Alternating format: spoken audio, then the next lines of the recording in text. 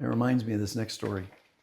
So we're in the Middle East, and we working with displaced peoples, refugees, because of wars, who flee their country to go into the neighboring countries to get away from war and all the atrocities. Sometimes people here don't understand when there's wars in countries like that. The atrocities will just are horrifying. You think, how can human beings do these to other human beings? I mean, and it's because there is no understanding of the God we know, Yeah. and the value of human life. And so this we got a phone call from a friend in the city that said, hey, there's a family that is escaped the war, and they're now living in the town where you guys are at. Would you guys go and visit them? We said, yeah, absolutely. So we got a phone number to text them and said, could we? And it was like I could tell they're really hesitant. They're scared. Yeah. They're scared that the other religious group, because like in Islam, there's 4 or 5 different groups, and if you're on the wrong group, it can be dangerous, And so they were just questioning, who are we and why are we coming, and they were scared. So we went and visited them. Really 3 families were living in this, about the size of this office, and we brought them some food, brought them some blankets, some pillows, pots and pans, things like that. We have kind of, when we visit a new family, we have usually bring things that we know they're going to need if they've just arrived, and so just provide immediate kind of emergency care. And we sat down, and they were very grateful, and they fixed us tea and coffee, and they want to talk. And from the very beginning, they started asking questions about the Jesus of the Bible, that they had known of some Christians in their country, and they wanted to know more about this. They were tired of their traditional religion, and they were tired of the atrocities and that it promoted and allowed, and they wanted love, joy, and peace. Yeah. And they started asking questions. So we sat there. I think the first night we were there like 4 hours. Wow. Then we came, and then they say, when can you come back?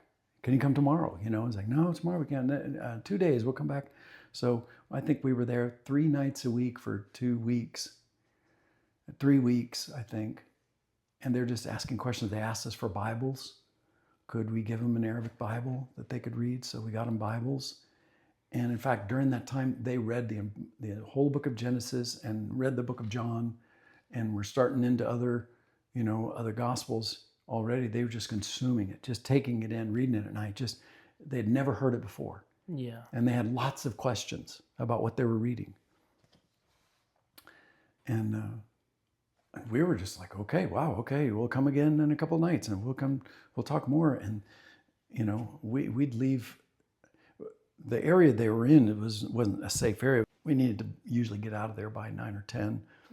So we would leave. But we've had visits before where we've been at someone's house till midnight, 1 a.m. and say, we need to leave. And they say, no, don't leave. Sleep on the floor, stay here, Yeah. Anyway, we'd known them a couple of weeks, 3 weeks, I guess.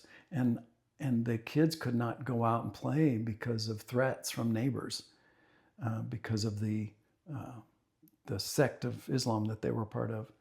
And so I thought, man, these kids got to get out. They got to get to a park or something. Let's bring them to the park. There's a playground. Let them run around, And so we said, hey, instead of coming to your house meeting, let's go to the park and the kids can play while we just talk. We walk and, answer questions, things like that. So went to the park, and we're walking along, and I'm walking along with the dad, walking with one of the moms on the other side of the park. And he looks at me and he goes, so he says, so what's next? I said, well, what do you mean, what's next? He goes, well, what do we do now? And I thought, what do you mean, like as refugees? But he goes, no, I mean, we've been learning, we've been reading, and what do we do now? I mean, should we be baptized or what? And I said, well, you mean you believe? You want to follow Jesus? And he goes, well, yes, of course, that's what. And I was like, oh. Well, because in our part of the world, generally, someone, you talk to them, you can share, and they'll, yeah. Of course, we had met with them a lot over 3 weeks, probably 10 times, but most of the time someone you'll have to talk maybe 7, 8, 9, 10 times before they're even at a place to even show, yeah, I want to believe. But they were just so ready, and come to find out, God had been drawing them for years. And anyway, I didn't know it, but on the other side of the park, Anne is walking along with the wife, and she says, so do you believe the things we've been telling you and reading, or do you believe what you've read in John and the gospel? And she goes, well, yes, we believe. She said, really? And she goes, oh, with all my heart. And they just hug each other. And then we got together and go, oh my goodness. So this family and then her brother all decided they wanted to be followers of Jesus. And so wow. we our local partner baptized them, and they didn't have a church, and in some of the churches they're persecuted because of where they're from.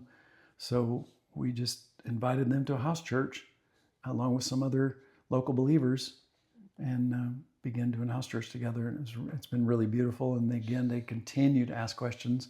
Yeah. It's not like anything you might hear. It's not like a song service and then a prayer and an offering and a sermon.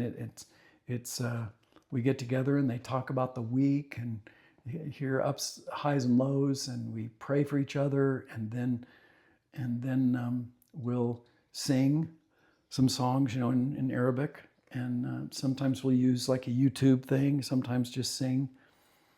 They've even asked us. They've said, "Is it okay?" They've been reading the Psalms. They said, "Can we change the words slightly to make them into a song? We'd like to." My wife, she loves it and she likes poetry, and so she wants to write some Christian songs to the Lord, but out of the Psalms, but just not change the meaning, but just change the words so it would rhyme. And we go, well, yes, that's okay. And they're like, they're already writing songs, Yeah. It's just so cool. It's so inspiring. And what's inspiring is that God, here they are living in the darkness of Islam, and God is drawing them for years in different experiences. Like one of the experiences, he was at war. They were fighting ISIS, and there was a guy in his platoon or whatever who was a Christian, and they were surrounded and they knew they were going to die. And he said, "Let me pray for us." And he was a Christian, and he used the Lord's Prayer and prayed for them and prayed Psalm 23. And this man had never heard that before, and he thought, that is the most beautiful thing I've ever heard. Yeah. And so he just, through the years, God was just planting seeds so that when they finally fled and escaped and came out, they were ready. They were, and again, it's just God going to extraordinary extent to draw this person to himself and to soften their heart and bring them to him, In fact, I got to tell you this. So yeah. This guy, he says, we started discipling him and going through just basic discipleship of the Bible and prayer and need for community and different things. Well, we hadn't even gotten to the lesson on sharing your faith yet. Mm-hmm. And he says, "Hey, I want to tell you, I had a phone call with my cousin last night over WhatsApp." And of course in Arabic, but he's saying, I called him up and I said, "Hey, I wanted you to know I've become a follower of Jesus. Our family, we're Christian now." And he goes, "What? Why in the world would you do that? Christian, that's crazy. What are you thinking?" And so he says to his cousin, he says, "Well, it's like this. I feel like I've been in this classroom my whole life where the teacher," talking about God, "the teacher is always angry and he asks me questions I don't know. And when I don't know the answer, he beats me. And if I ask questions, he beats me. And it's never good enough. And no matter what I do, I never know if I really have any hope. It's just a roll of the dice. And everywhere I look, all around me is more anger and more hatred, and it's just everywhere. Well, now I'm in a class where the teacher loves me, talking about Jesus, and he welcomes my questions, and he cares about my life. He doesn't ask me questions I don't know. If I don't have questions, there's someone to answer them. I ask questions. It's okay to ask questions. He welcomes them. And then he helps me to become a better father and a better husband. And we're happy and feel loved. Well, think about it. Why would I ever want to go back to that other class? And I listen to him and I go, that's brilliant. Yeah. I mean, God just gave that to him. Mm-hmm. I thought, what a beautiful way to share. It was Yeah. it was awesome.